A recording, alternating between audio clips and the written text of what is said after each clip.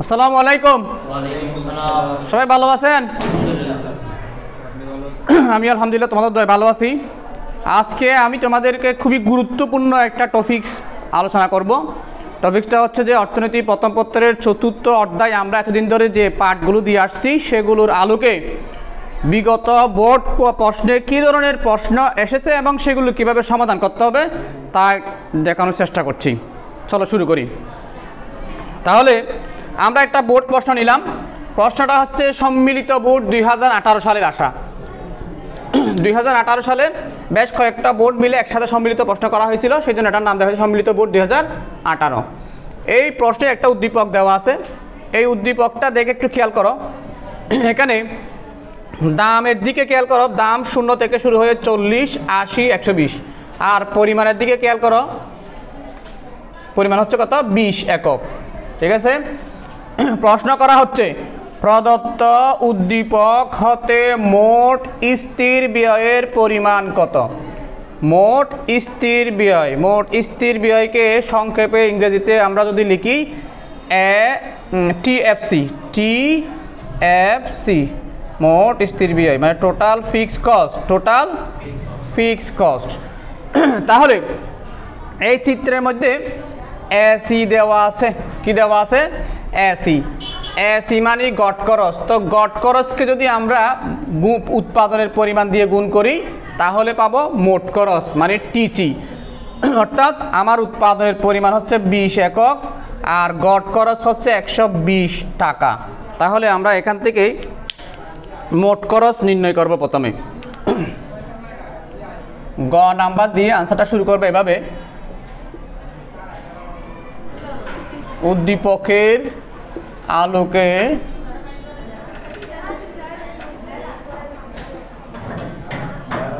মোট খরচ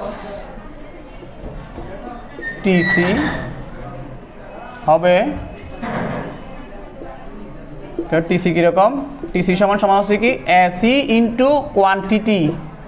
এসি হচ্ছে কত? 120। এসি হচ্ছে 120 টাকা আর কোয়ান্টিটি হচ্ছে শুধু 20 একক। তাহলে এসি 120 টাকা, কোয়ান্টিটি 20 একক। তাহলে গুণ করলে আমরা এটার ফলাফল পাচ্ছি হচ্ছে কত?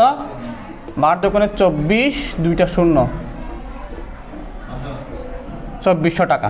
এই হলো টিসি।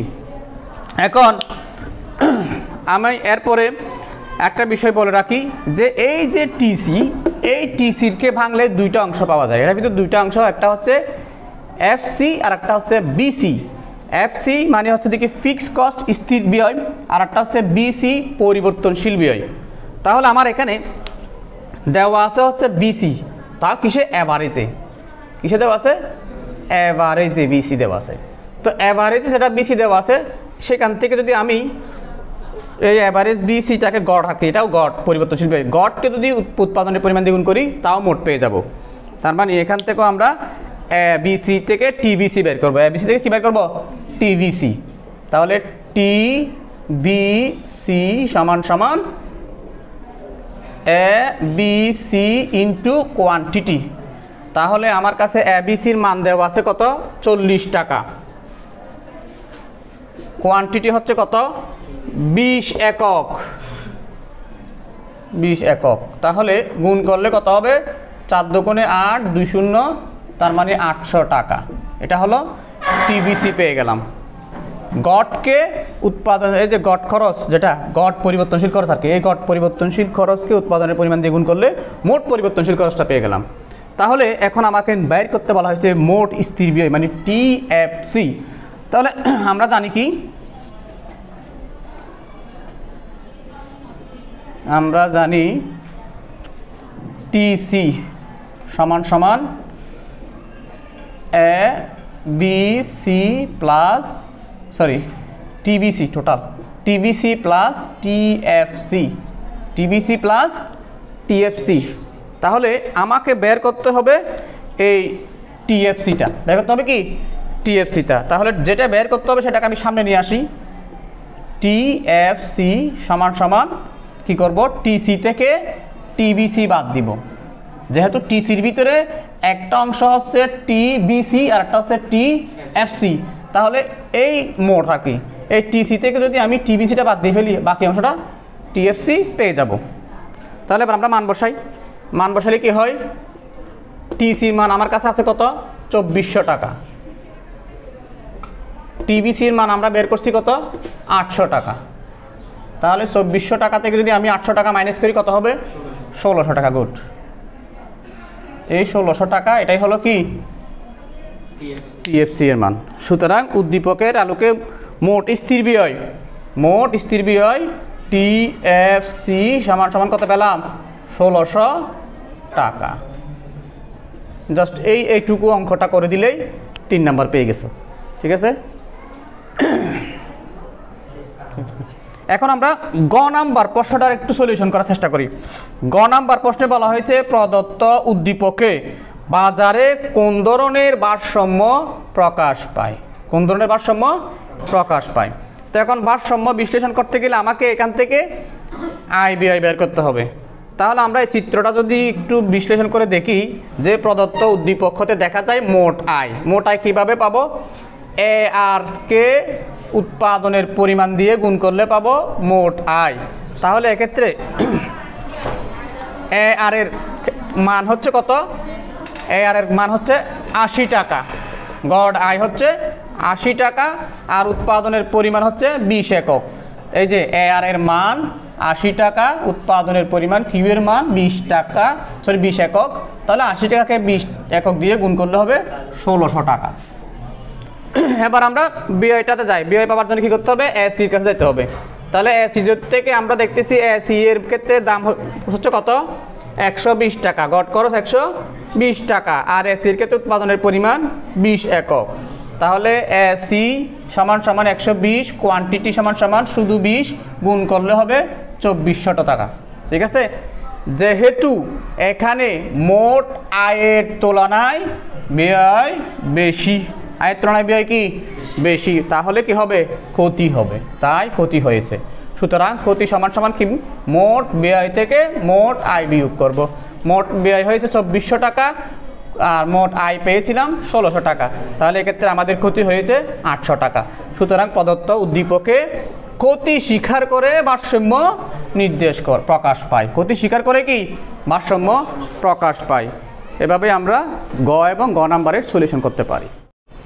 এখন আমরা দেখাবো আরেকটা বোর্ড সলিউশন। প্রথমটা ছিল পূর্ণ প্রতিযোগিতামূলক বাজার, আর এখন যে চিত্রটা দেওয়া সেটা হচ্ছে একচেটিয়া বাজার। এটা বরিশাল বোর্ড 2017-তে আসা একটা কোয়েশ্চেন।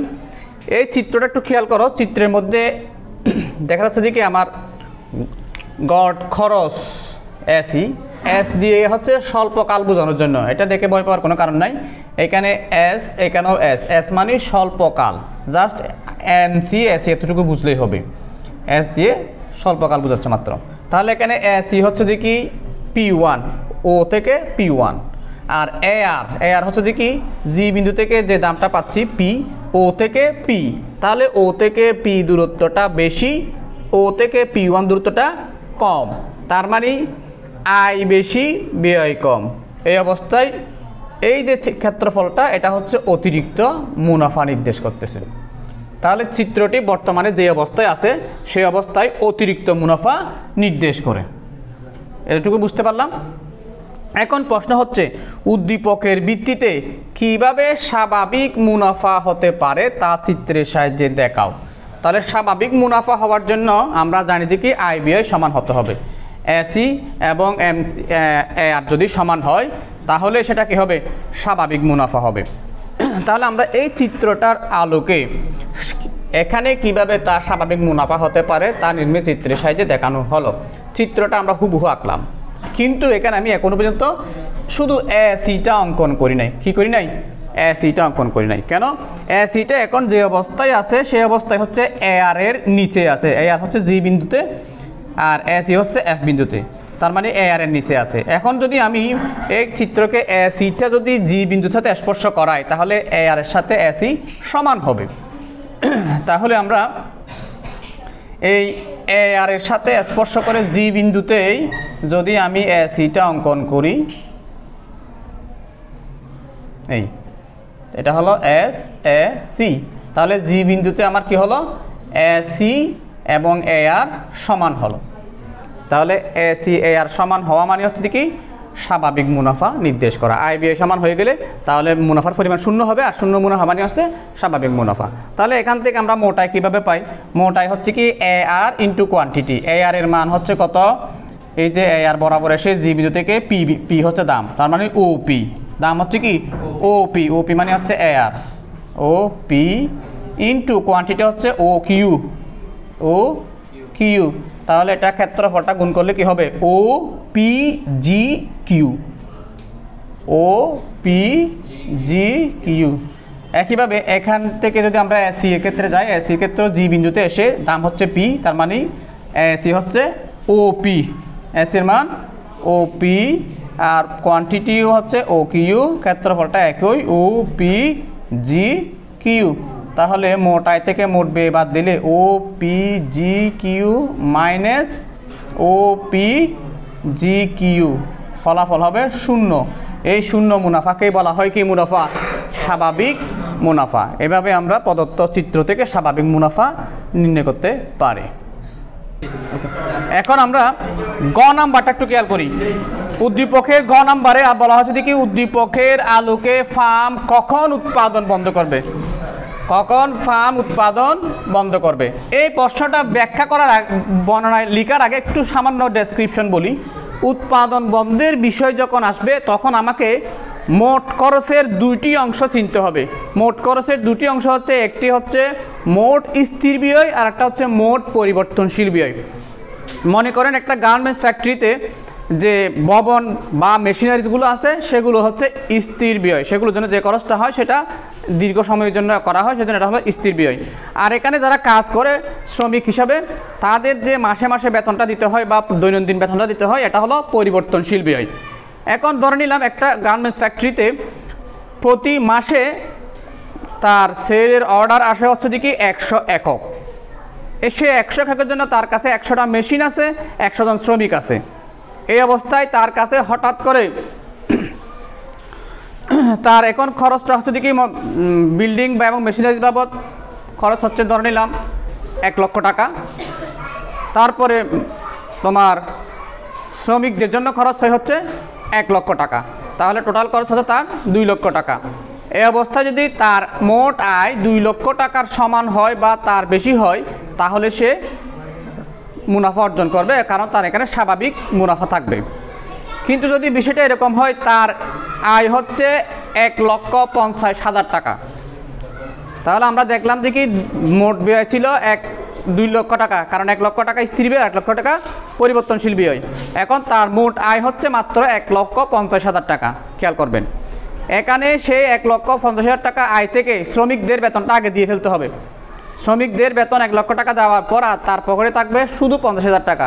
সেই 50,000 টাকা দিয়ে সে স্থির খরচের 1 লক্ষ টাকা থেকে 50,000 টাকা ব্যয় করতে পারলেও আরও 50,000 টাকা তার লস থাকবে। লস মানে সে নিজের পকেট থেকে দিবে বা ঋণ করে দিবে, লস থাকবে সোজা কথায়। তাহলে এখানে তার একটা অংশ লস থাকতেছে।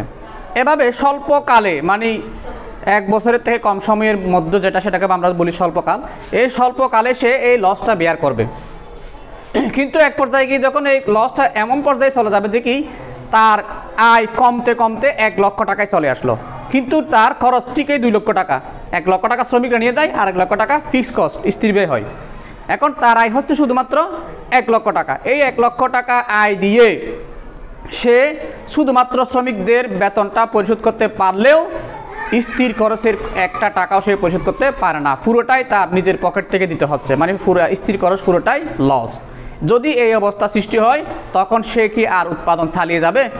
কারণ সে জানে যে কি এই অবস্থায় উৎপাদন করলেও তার পকেটে একটা টাকা আসতেছে না, পুরোটাই ফিক্সড কস্ট, পুরোটাই লস। আর উৎপাদন বন্ধ করে দিলেও 1 লাখ টাকা পুরো টাকায় লস। তার মানে উৎপাদন চালাইলেও 1 লাখ টাকা লস, উৎপাদন বন্ধ করলেও 1 লক্ষ টাকা লস। সুতরাং এই অবস্থায় এসে সে উৎপাদন বন্ধ করে দিবে, এটাকে বলা হয় শাটডাউন পয়েন্ট। বিষয়টা আমরা চিত্রের মাধ্যমে যখন ব্যাখ্যা করব তখন এভাবেই ব্যাখ্যা করব যে উদ্দীপকে ফার্ম যে অবস্থায় আছে তার স্বাভাবিক মুনাফা দেখায়। ফার্মটি কখন উৎপাদন বন্ধ করবে তা চিত্রের সাহায্যে দেখানো হলো। চিত্রটা যদিও একটু জটিল হলেও চিত্রটা মূলত এটা হুবহু আমি এখানে কপি করেছি। কপি করতে গিয়ে শুধু এ সি এবং এ বি সি দুইটা অংশ আমি পরিবর্তন করেছি। একটা হচ্ছে A C Rekha, A C রেখাটা আগে ছিল স্বাভাবিক মুনাফা হিসেবে এ আর এর নিচে এই এফ বিন্দুতে, এখন অর্থাৎ জি বিন্দুর নিচে আমি সেটাকে জি বিন্দুর উপরে নিয়ে গেছি। জি বিন্দুর উপরে নেওয়ার কারণে এফ বিন্দুতে এসে তা একটা ক্ষতি নির্দেশ করতেছে। এখন এই এ সি এর দুটো অংশ বলছিলাম, একটা ফিক্সড কস্ট আর একটা ভেরিয়েবল কস্ট। আমি এখানে ভেরিয়েবল কস্টটা শো করেছি, ভেরিয়েবল কস্টটা এইচ বিন্দুতে নির্দেশ করা হয়েছে। তাহলে এসি হচ্ছে এফ থেকে কিউ পরিমাণ, আর তার এই আইটা আসতেছে জি বিন্দু পর্যন্ত, জি থেকে কিউ পরিমাণ। এক্ষেত্রে তার এফ থেকে জি পরিমাণ এই অংশটা তার ক্ষতি, এইটা ক্ষতি হলেও এই এইচ থেকে এফ পর্যন্ত এই উপরের অংশটা হচ্ছে A F C fixed cost, আর এইচ থেকে কিউ এটা হচ্ছে দেখি বিসি।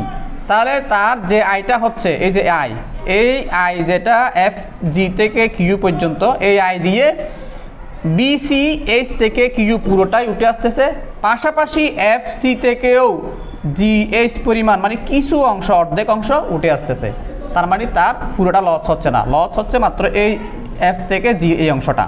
এই অবস্থায় সে উৎপাদন চালিয়ে যাবে যদি প্রাপ্ত আয়টা তার এই যে আয়টা সেটা যদি এমন পর্যায়ে চলে যায় যে সেখান থেকে তার শুধুমাত্র বিসিটাই উঠে আসতেছে, এফ সি এর কোনো অংশই উঠে আসতেছে না, তখন অর্থাৎ প্রাপ্ত আয় যদি প্রাপ্ত মোট আয় যদি মোট পরিবর্তনশীল ব্যয়ের সমান হয়ে যায়, তখন ফার্মটি উৎপাদন বন্ধ করে দেবে।